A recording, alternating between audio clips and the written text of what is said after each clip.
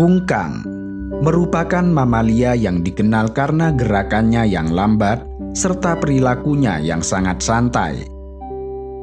Bahkan untuk sekedar mengedipkan mata sekalipun, mereka melakukannya dengan pelan-pelan dan tidak tergesa-gesa. Terdapat beragam faktor yang membuat kungkang menjalani kehidupan mereka dengan santai dan sangat lambat. Kungkang memiliki penglihatan yang sangat buruk. Mereka mengalami kondisi genetika langka yang diistilahkan dengan rod monokromesi, yang berarti mereka tidak memiliki sel kerucut di matanya, sesuatu yang lumrahnya dimiliki oleh kebanyakan mamalia lain untuk melihat warna. Ini berarti kungkang adalah buta warna sepenuhnya dan tidak mampu melihat indahnya panorama hutan yang menakjubkan. Keterbatasan penglihatan ini membuat mereka mengandalkan indera lainnya guna bertahan hidup.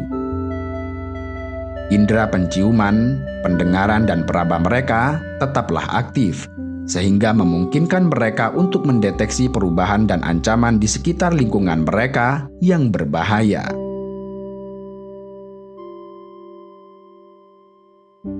Pola makan kungkang juga menjadi penyebab mereka bergerak sangat lambat.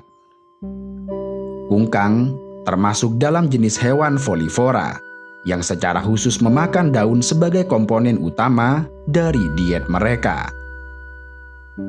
Daun yang dikonsumsi oleh kungkang memiliki kandungan kalori yang sangat rendah, sehingga menjadikan mereka bergerak sangat lambat.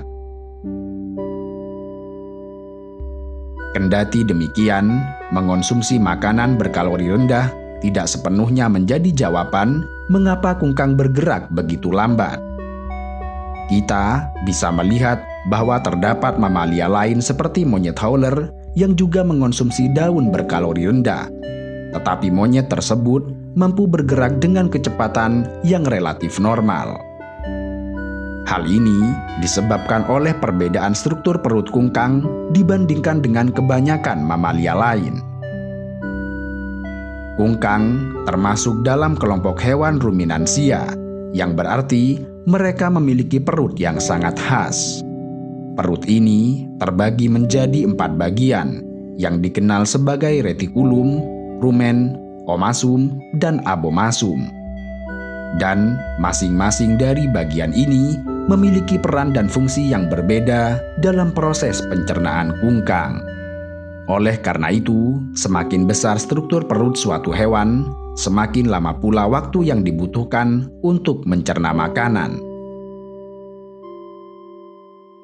Dengan struktur perut yang besar, kungkang memerlukan rentang waktu antara 15 hingga 50 hari atau sekitar 1.200 jam setelah mereka memakan daun sebelum akhirnya mereka mengeluarkan makanan tersebut dalam bentuk tinja atau kotoran.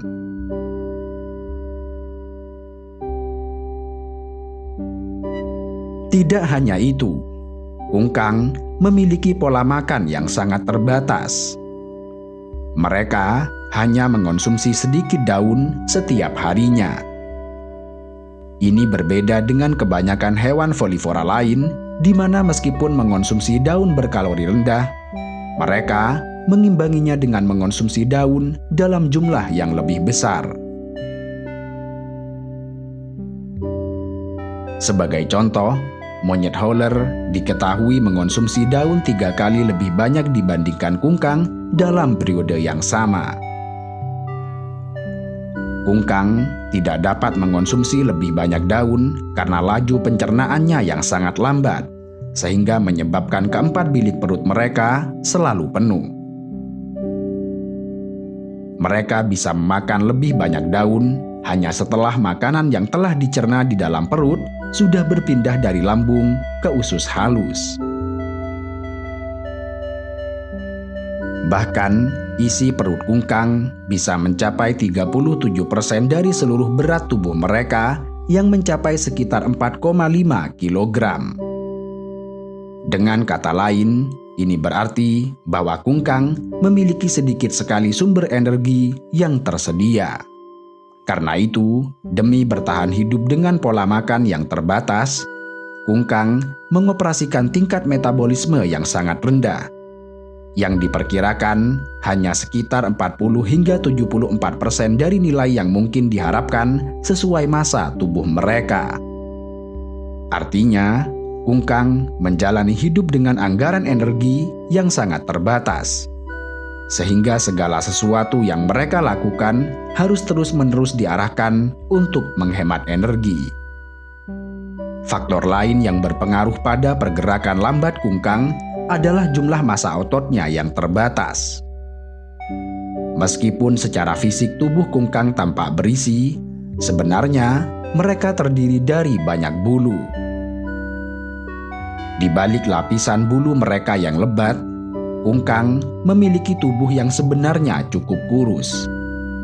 Karena itu, untuk menjaga penggunaan energi yang efisien, kungkang terpaksa bergerak dengan penuh kewaspadaan dan perlahan. Kungkang tidak memiliki kemampuan untuk berlari dari pemangsa, sehingga mereka harus mengandalkan kamuflase sebagai bentuk perlindungan dari predator utama mereka seperti jaguar atau burung elang. Beruntungnya, kungkang memiliki hubungan simbiosis yang unik dengan ekosistem yang tumbuh di punggungnya. Berbagai organisme seperti jamur, ganggang, dan ngengat memperoleh manfaat besar dari hubungan ini, karena mereka dapat tumbuh dan berkembang dalam habitat yang disediakan oleh punggung kungkang. Sementara di sisi lain, kungkang sendiri juga mendapatkan keuntungan dari adanya organisme ini, sebab hubungan ini memberikan perlindungan terbaik bagi mereka dalam berupaya melakukan kamuflase. Dengan kamuflase yang sangat baik, predator yang bergantung pada indera penglihatan seperti burung pemangsa seringkali melewatkan kungkang saat mencari mangsa. Hal ini disebabkan oleh pertumbuhan alga serta jamur yang memberikan warna hijau pada bulu kungkang, yang membantu mereka untuk menyatu dengan kanopi hutan hujan. Dengan cara itu, kungkang dapat berkamuflase dan menghindar dari serangan para pemangsa.